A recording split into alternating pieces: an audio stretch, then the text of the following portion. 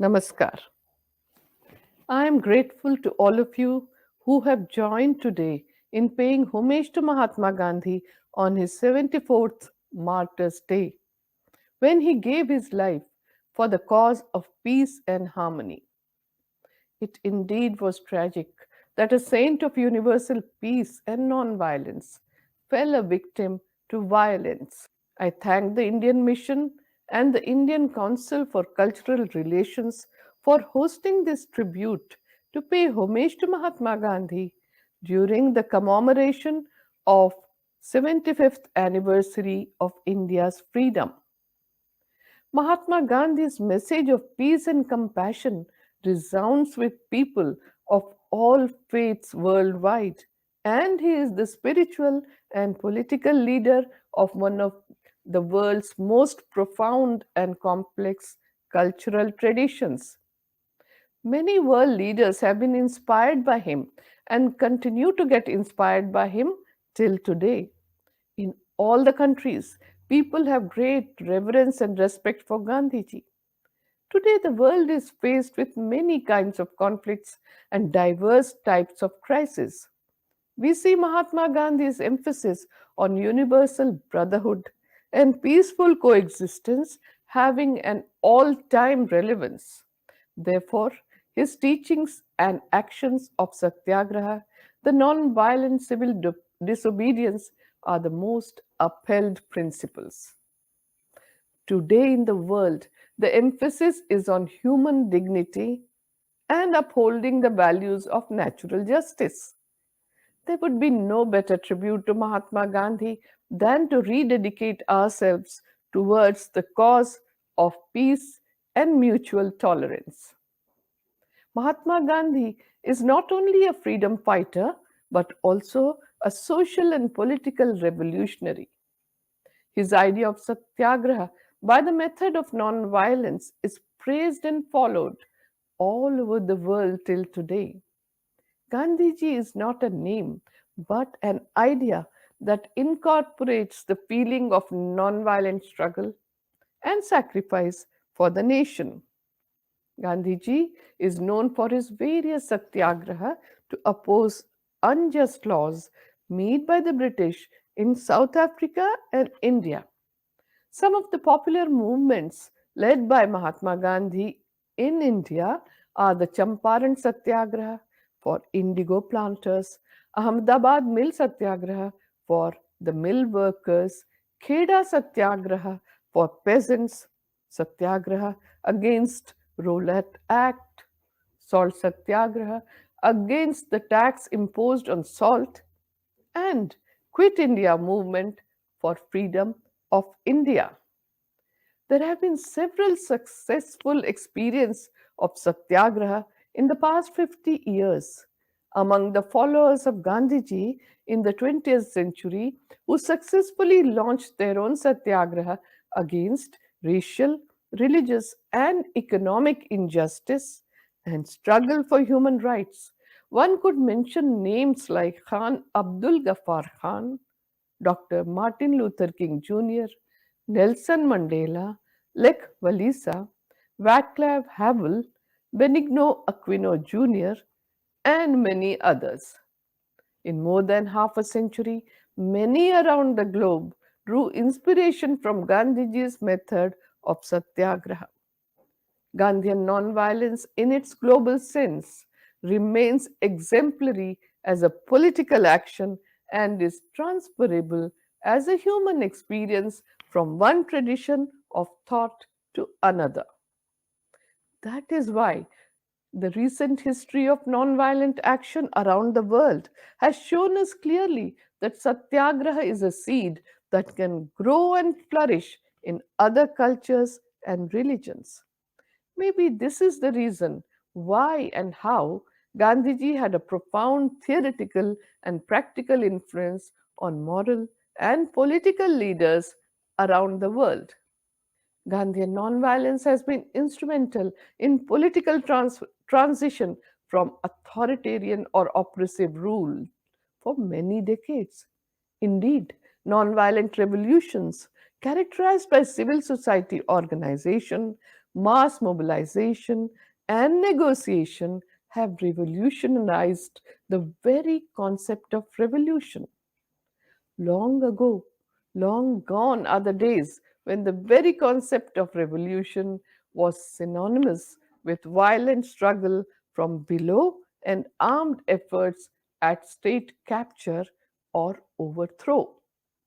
One thing is certain, that is, Gandhiji had a global impact on the transformation of human societies in our time.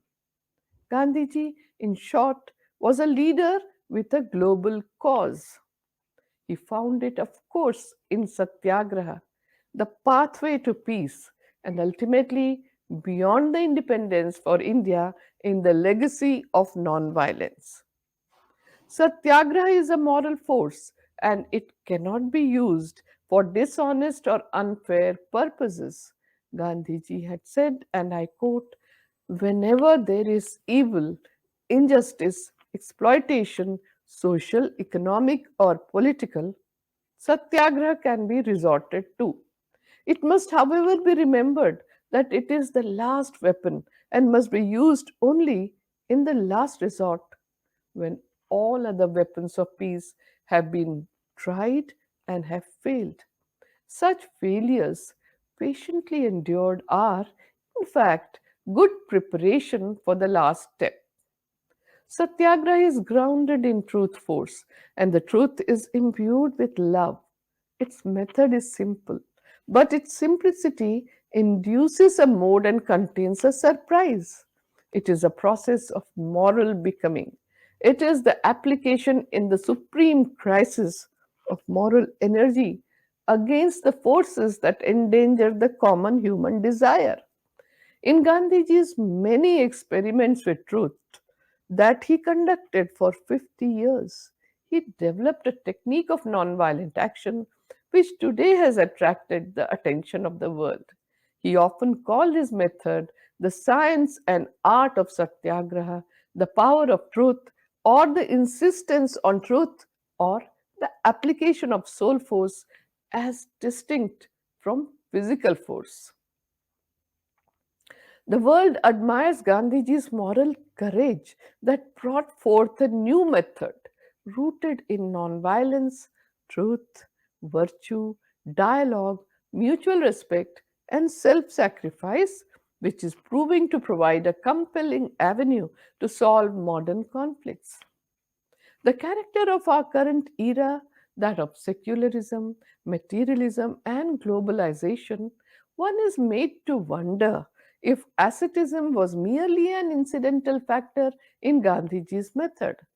Gandhiji's austerity was for him the prerequisite for his method of satyagraha.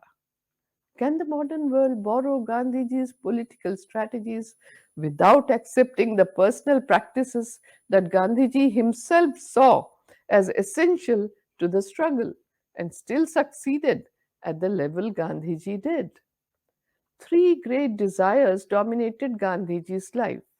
Whatever he thought or contemplated, whatever he said and wrote, whatever he did or achieved, bear ample testimony to the fact that he yearned to build up human life, to improve it, to reform it, to transfigure it, to make it a fitter instrument for transcending itself and for attaining the higher reaches in the spiral of evolution. He felt a sense of fulfillment more than ever when he was absorbed in doing something which built up and bettered human life. Gandhiji's whole soul rose against any evil in any form. To resist all evil was, therefore, his second desire. He would prefer death to submission to any evil.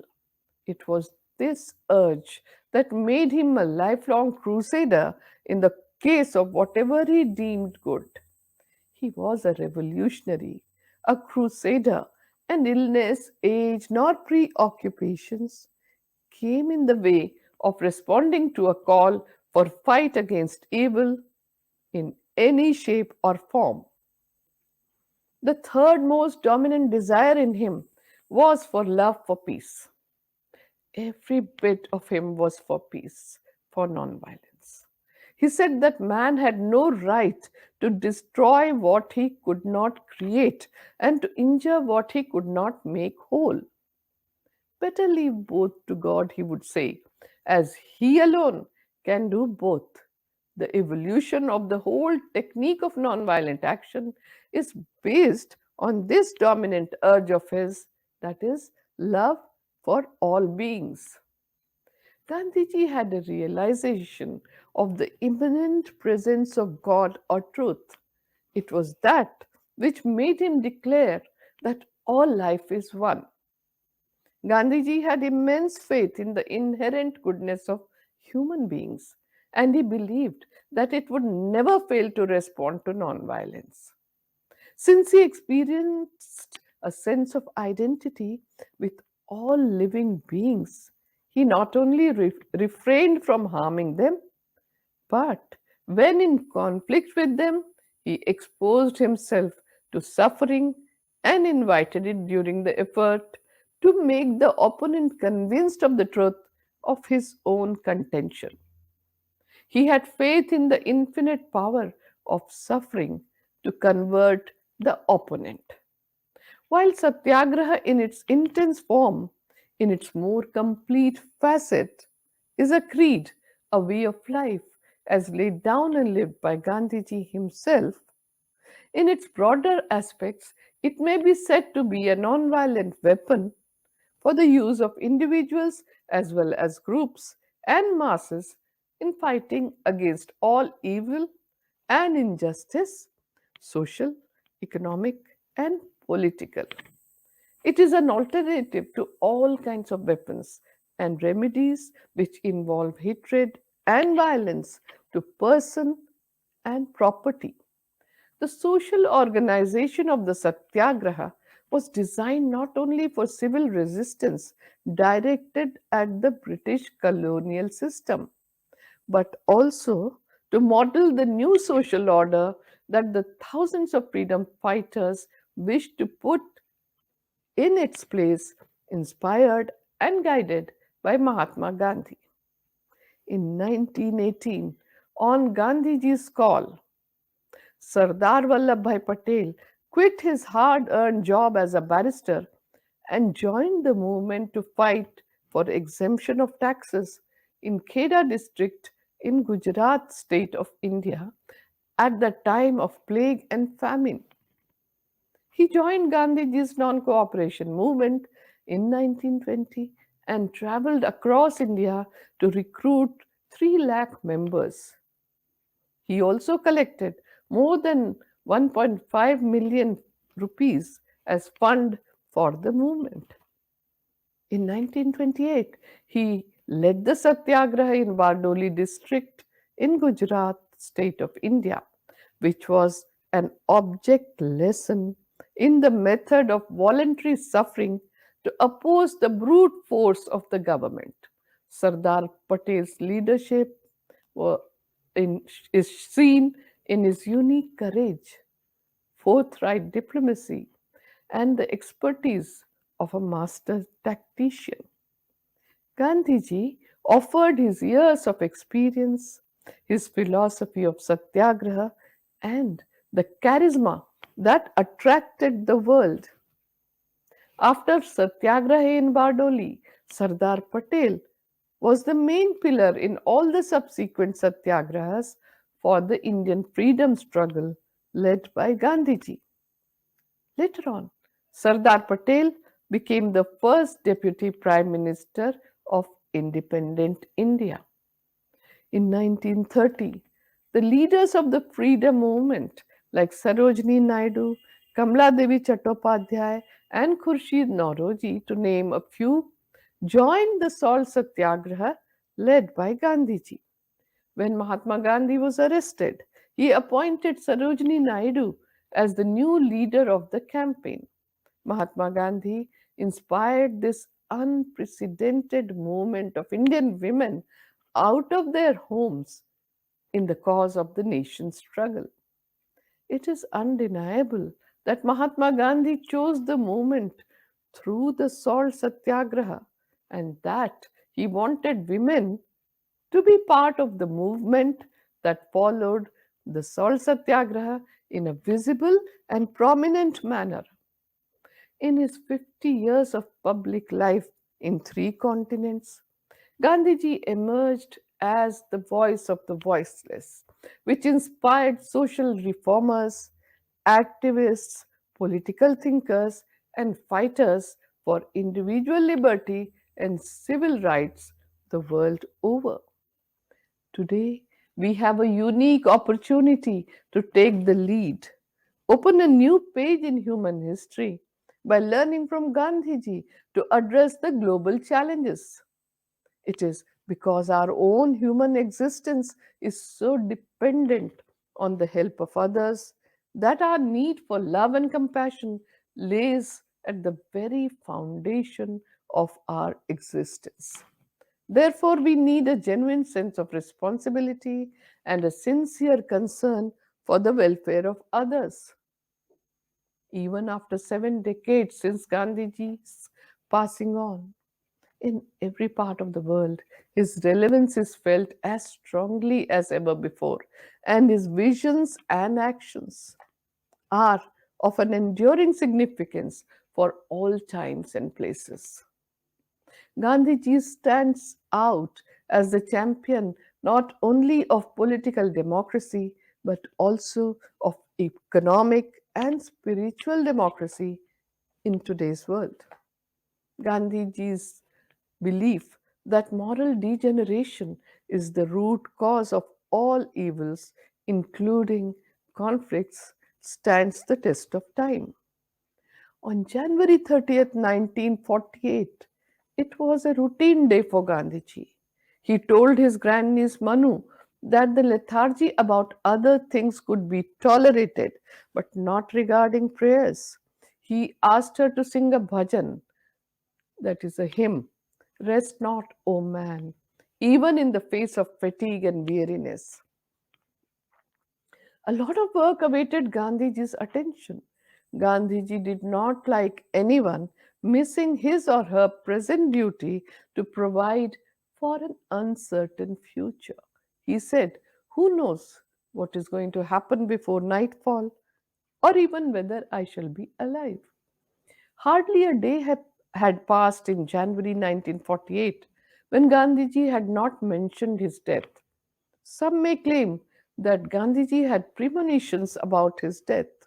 Just a previous day, he had repeated to Manu that if I die in my bed of common illness or even a small boil, you should proclaim loudly and repeatedly, even in the cost of condemnation, that this man was no Mahatma. But if I die while going for prayer and a man comes face to face and fires bullets at me, which I accept in my chest with the name of Rama on my lips, and if my mind is free from all the hatred for the killer, tell them that he was a true devotee of God. It was to his unique credit that in a world marred by violence and hatred, Mahatma Gandhi stands firm as a man of universal goodwill and a protagonist of peace. What is most striking is that Gandhiji emerged during his lifetime as a torch bearer of peace, and even today he continues to surprise mankind with his non-violent methods of satyagraha for resolving conflicts. What is stranger still is the resonance of success of his satyagraha that continues to inspire people across the globe. This was the inner calling that he identified and invested it in serving and helping people to establish their self respect and dignity. He had a keen desire to restore the dignity of all human beings. This reflects beautifully in the shloka, which used to be recited in the daily morning and evening prayers in Gandhiji's ashram. Natvaham kamaye rajyam, na swargam na punarbhavam, Kamaye dukkha taptanam praninam artinashanam. I do not crave for kingdom, nor do I want heaven or salvation. I merely want to alleviate the sufferings of people.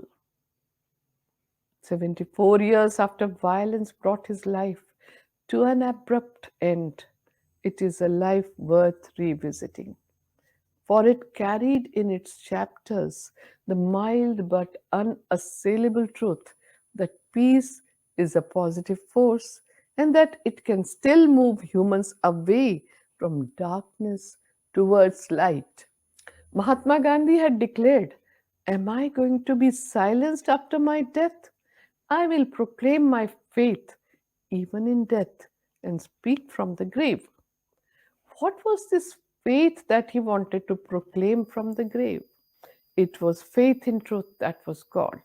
It was faith in the goodness of all, as all are capable of truth. It was faith in the goodness of mankind. It was faith that despite the falls and upheavals, humanity would move towards goodness because truth, that is God, is only interested in the welfare of its creation. I once again take this opportunity to thank the Indian Mission and the Indian Council for Cultural Relations for hosting the talk on Martyrs' Day. My special thanks are to all of you who have joined me online today. We pay our tributes to Mahatma Gandhi with a hymn. Satyagraha